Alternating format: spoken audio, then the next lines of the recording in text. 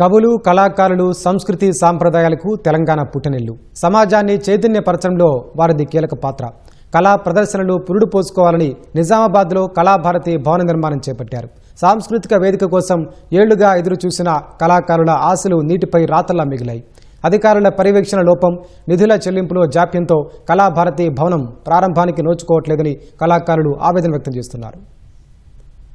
కళా ప్రదర్శనల కోసం గత ప్రభుత్వం జిల్లాలో ఆడిటోరియంల నిర్మాణం చేపట్టింది. అందులో భాగంగానే హనుమకొండలో నిర్మించిన కాళోజీ కళాక్షేత్రం ఇటీవల అందుబాటులో వచ్చింది. కరీంనగర్, కామారెడ్డిలో కళాభారతి భవన్లో కార్యక్రమాలు నిర్వహిస్తున్నారు. కానీ నిజామాబాద్లో నిర్మిస్తున్న కళాభారతి పనులు మాత్రం నత్తనడకన సాగుతున్నాయి. అధికారుల పర్యవేక్షణ లేక కళాభారతి పనులు ముందుకు సాగడం లేదు.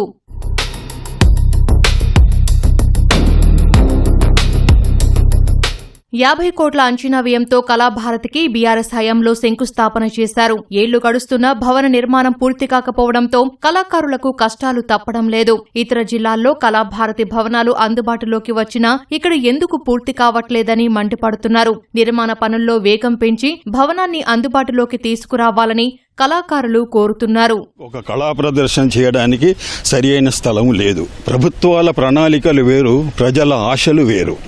ఈ రెండింటికి పొత్తు ఎప్పుడు కుదరదు. ఈ నిజామాబాద్లో ఇందూరు కళాభారతి పేరుతో 50 కోట్లు శాంక్షన్ చేశారన్నారు, నిర్మిస్తున్నారు, బాగానే ఉంది.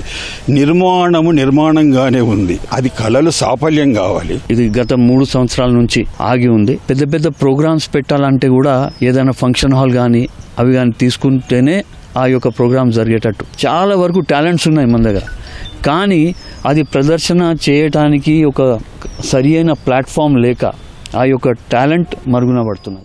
ఏళ్లుగా కళాభారతి ఆడిటోరియం కోసం ఎదురుచూస్తున్న కవులు, కళాకారులకి నిరాశ ఎదురవుతోంది. సాంస్కృతిక కార్యక్రమాలు, కవి సమ్మేళనాలు, సమావేశాలకు జిల్లాలో సరైన వేదిక లేదని కళాకారులు ఆవేదన వ్యక్తం చేస్తున్నారు. సంస్కృతిని ప్రదర్శించేందుకు కళాభారతి గొప్ప వేదిక అని, వీలైనంత త్వరగా ఆ భవనాన్ని అందుబాటులోకి తీసుకువచ్చి కళాకారులను ప్రోత్సహించాలని కోరుతున్నారు. నాకు తెలిసి ఉత్తర తెలంగాణకి నిజామాబాద్ కేర్ ఆఫ్ అడ్రస్ అంటే అతిశక్తి కాదేమో నాటకాలు వేయడంలో ఇంత గొప్ప పెద్ద ప్రతిష్టాత్మకంగా చేపట్టేటువంటి ఈ కళాభారతి ఏదైతే ఉందో, నిజానికి చెప్పాలంటే తెలంగాణ అనగానే మనకు ఆడిటోరియం అనగానే గుర్తుకొచ్చే పేరు రవీంద్ర భారతి. సో దాన్ని మించి కూడా అద్భుతమైనటువంటి ఆర్కిటెక్చర్తో నిర్మాణమైనటువంటి ఈ కళాభారతిని ఎంత త్వరగా పూర్తి చేయగలిగితే కళాకారులందరికీ అంత బాగుంటుంది. ఎక్కడైతే కళలు ఉంటాయో అక్కడ మంచి సమాజం నిర్మాణం అవుతుంది. ఎక్కడైతే కళలు ఉంటే అక్కడ మనుషుల ఆలోచన మారుతుంది. మరి ఈ కళలకు తెలంగాణ పుట్టినిల్లు. మరి ఈ అద్భుతమైన కళను ప్రదర్శించడానికి మనకు సరైన ఆడిటోరియం లేదు. మన సంస్కృతిని మనం ప్రదర్శించుకునే ఒక ముఖ్య ప్లాట్ఫామే ఆడిటోరియం. ఈ సమాజాన్ని మేల్కొల్పాలి. ఈ సమాజంలో తప్పును చెప్పడానికి, సమాజంలో ఒప్పును చెప్పడానికి కళనే ఒక మంచి వేదిక.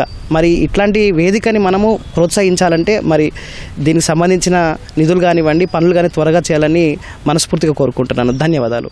ఇప్పటికైనా ప్రభుత్వం స్పందించి కళాభారతి పనులు పూర్తి చేసి ఆడిటోరియం, ఇతర భవనాలు ప్రారంభించాలని ఇందూరు కళాకారులు కోరుతున్నారు.